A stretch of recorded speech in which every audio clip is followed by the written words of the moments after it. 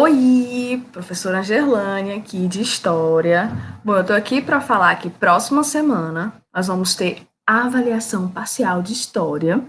E o que vai cair, tia, na prova? Vai cair o capítulo 4, que nós estamos estudando desde o início de abril, né? No caso, desde a terceira semana de abril, né?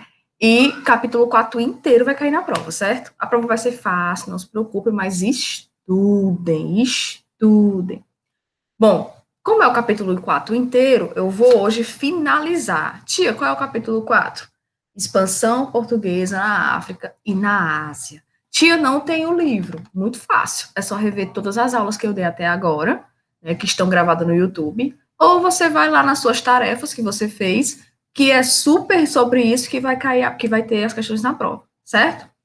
Bom, para finalizar o capítulo 4, né? Nós vamos terminar a página 74 até a página 78. Nessa página 74 até 78, vai falar sobre os portugueses na Ásia. A gente viu até agora os portugueses na África. Agora vamos ver os portugueses na Ásia, que é o outro continente que eles invadiram também, né? Diferentemente da África, eles não fizeram escravos asiáticos, né? Foi o que eles fizeram. Como na Ásia já tinha um comércio muito desenvolvido, tanto o comércio, né, local quanto um comércio marítimo, eles começaram a dominar esse comércio marítimo e esse comércio local e de certa forma, eles começaram a se apossar desse comércio chinês e japonês, né, esse comércio asiático. Então, a rota da seda, a prata, o bronze, as riquezas que a China, o Japão e a Ásia por inteiro tinham, foram todas, né, tomadas pelos portugueses. Só que a exploração maior que teve nesses locais, já que o comércio já era desenvolvido, foi a questão da religião. Se vocês verem aí no livro, né, você vai ver que Portugal vai se apossar do comércio marítimo, do comércio local da China e da Ásia, da Índia também. Mas o que vai ser mais problemático nesse período é a questão da religião. Lá, como eram civilizações muito antigas e civilizações muito evoluídas, eles já tinham sua religião própria. Só que os portugueses queriam explorar até isso. Então, a escravidão não foi a escravidão como foi na África, mas uma escravidão religiosa. Eles começaram a colocar aparelhos, né, de evangelismo, né, de catolicismo para fazer as pessoas serem cristãs. Então, o próprio Papa foi que ordenou que esses locais fossem cristãos, que eles cristianizassem, assim como eles cristianizaram o Brasil, né? Para que todos cultuassem o Deus cristão, né? Que é o que a maioria das pessoas brasileiras também cultuam. Justamente porque por que brasileiro é cristão? Porque foi colonizado por Portugal e Portugal era cristão. Tia, se a gente fosse colonizado pela China, a gente era a maioria budista.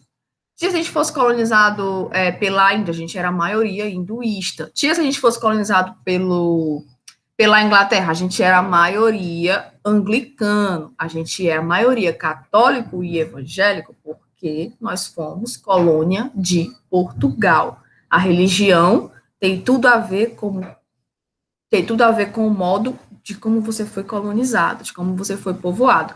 E na Ásia não foi diferente. Só que como na Ásia já tinha uma religião formada, o que aconteceu? Eles foram muito resistentes. Muito resistentes. Na própria África, gente, eles conseguiram também ser resistentes. Eles conseguiram cultuar os seus deuses. As religiões de origem africana, por exemplo, as pessoas têm aqui como preconceito a chama de macumba, chama de outras coisas. Mas não, a religião africana é a religião o candomblé e a umbanda, né, que as pessoas chamam de forma pejorativa de macumba, justamente pelo preconceito que os cristãos, né, que era a maioria, tem das religiões que são africanas. Vocês estão entendendo? Pois é, lá na Ásia tinha as suas religiões também, tinha o budismo, tinha o hinduísmo, tinha o shaoísmo, taoísmo, tinha outras religiões que os portugueses quiseram que eles apagassem, né, que eles eliminassem, fosse todo mundo cristão. Só que eles resistiram bastante. Alguns até chegaram a misturar, né? Você vê que muitos católicos, né, muitas pessoas que são de Umbanda, de Candomblé, Eles têm alguns santos que são santos da religião, tá? Da religião afro, da religião da Índia, né? Então, por quê? Porque tem uma mistura, eles acabaram misturando. A própria religião cristã é uma religião que tem muita mistura de judeus, de outras religiões antigas, né? De religiões pagãs, enfim. É uma mistura. Não tem religião pura, todas são uma mistura. Então, né, você vai ver nessas últimas páginas desse capítulo essa questão, né, da religiosidade, de como os portugueses queriam cristianizar o povo da Ásia, de como eles resistiram, né, ou alguns se converteram, muitos se converteram, mas muitos também resistiram e não se tornaram cristãos, certo? Então é isso o final. Tia, vai cair o que na prova? Vai cair capítulo 4 até a aula de hoje, certo? Se tiver dúvida, é só rever as outras aulas ou falar comigo, tudo bem? Beijo, até a próxima.